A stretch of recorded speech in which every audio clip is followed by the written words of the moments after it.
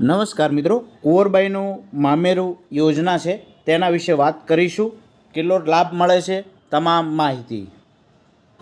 આ યોજનાનો લાભ સામાજિક અને શૈક્ષણિક રીતે પછાત વર્ગ તેમજ આર્થિક રીતે પછાત વર્ગની કન્યાઓ, અનુસૂચિત જાતિની કન્યાઓને અને અનુસૂચિત જનજાતિની કન્યાઓને લાભ મળે છે. પ્રથમ વાત કરી લઈએ સામાજિક અને શૈક્ષણિક રીતે પછાત વર્ગ અને આર્થિક રીતે પછાત વર્ગની. તો આવકનું જે ધોરણ છે એ 6 લાખ રૂપિયા છે. યોજનાનો લાભ કુટુંબની પુખ્ત વયની 2 કન્યા સુધીના લગ્ન પ્રસંગે લાભ આપવામાં આવે છે. તેના માટે કન્યાનું આધાર કાર્ડ, કન્યાના પિતા વાલીનો વાર્ષિક આવકનો દાખલો, લગ્ન નોંધણી પ્રમાણપત્ર, બેંક પાસબુક અને રદ કરેલ ચેક આ ડોક્યુમેન્ટની જરૂર પડતી હોય છે.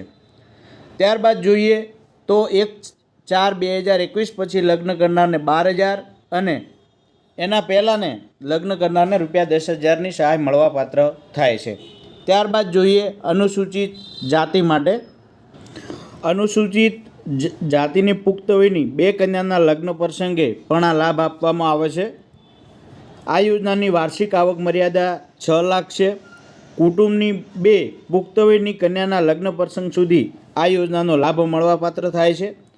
કન્યાની વય મર્યાદા લગ્નની 18 વર્ષ અને યુવકની વય 21 વર્ષ હોવી જોઈએ. લગ્નના 2 વર્ષની અંદર સહાય માટે અરજી કરવાની રહેશે. 7 ફેરા સમૂહ લગ્ન આયોજિત જિલ્લામાંથી કુંવરબાઈનું મામેરું યોજનાની સહાય મળવાપાત્ર થશે. તેની અંદર ડોક્યુમેન્ટ તમે જોઈ શકો છો કે કન્યાનું આધાર કાર્ડ, જાતિનો દાખલો, કન્યાના પિતા વાલીની વાર્ષિક આવકનો દાખલો, લગ્ન નોંધણી પ્રમાણપત્ર, બેંક પાસબુકની પ્રથમ પાનાની નકલ, રદ કરેલ ચેક, સ્વઘોષણા, જો પિતા યાદ ન હોય તો મરણનો દાખલો. કેવી રીતે ફોર્મ ભરવું એ પણ જોઈ લઈએ. હવે એસટી કેટેગરી માટે પણ જોઈ લઈએ. અનુસૂચિત જનજાતિઓના કન્યાના લગ્ન પ્રસંગે પણ આ સહાય મળવાપાત્ર થાય છે. તો તેનું પણ આ ફોર્મ છે તમે જોઈ શકો છો. કદાચ ફોર્મ જૂનું હોઈ શકે. તેની અંદર પણ જે રીતે કહ્યું છે એ જ ડોક્યુમેન્ટની જરૂર પડે છે. હવે ફોર્મ કેવી રીતે ભરવું? તો આ ફોર્મ ભરવા માટે તમારે ઈ સમાજ કલ્યાણ પોર્ટલ ઉપર જવાનું છે. તો ઈ સમાજ કલ્યાણ આપણે પોર્ટલે ખોલીએ. ઈ સમાજ પોર્ટલ ખુલ્યા બાદ જે 3 ટીક દેખાય છે તેના ઉપર તમારે ક્લિક કરવાનું છે. તેની અંદર પ્રથમ છે અનુસૂચિત જાતિ માટે, ત્યાં જઈને તમે ક્લિક કરી શકો છો. ત્યારબાદ આર્થિક રીતે પછાત અને સામાજિક રીતે પછાત વર્ગ માટે, તો એ 2 નંબર ઉપર ક્લિક કરી તમે જેવું ક્લિક કરશો, દાખલા તરીકે પ્રથમ ઉપર ક્લિક કરીએ છીએ તો ત્યાં તમામ યોજનાઓ દેખાશે. તેની અંદર અહીં કુંવરબાઈનું મામેરું લખેલી યોજના આવી જશે. તેના ઉપર તમે ક્લિક કરી અને વાંચી શકો છો.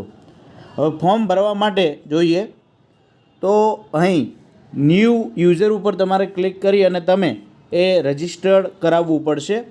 આધાર કાર્ડની તમામ માહિતી નાખવી પડશે. એ નાખ્યા બાદ તમારું લોગિન આઈડી અને પાસવર્ડ આવી જશે. એ પાસવર્ડ તમારે જે ઉપર યુઝર આઈડી અને પાસવર્ડ આવે છે તેના ઉપર નાખી અને તમે લોગિન કરી અને ફોર્મ ભરી તમામ ડોક્યુમેન્ટો અપલોડ કરી શકો છો. તો એસટી કેટેગરી માટે પોર્ટલનો ખ્યાલ નથી, લગભગ એ ઓફલાઈન હશે. તો વધુ માહિતી માટે તમે અનુસૂચિત જનજાતિની જે કચેરી હોય છે ત્યાં જઈ અને તમે ભરી શકો છો. અથવા ઓનલાઈનનો ખ્યાલ આવશે તો તમને વિડીયો દ્વારા એ માહિતી આપવાનો પ્રયત્ન કરીશ. તો આપને આ માહિતી કેવી લાગી એ જરૂરથી કોમેન્ટ બોક્સમાં જણાવતા રહેજો. થેન્ક યુ, આભાર.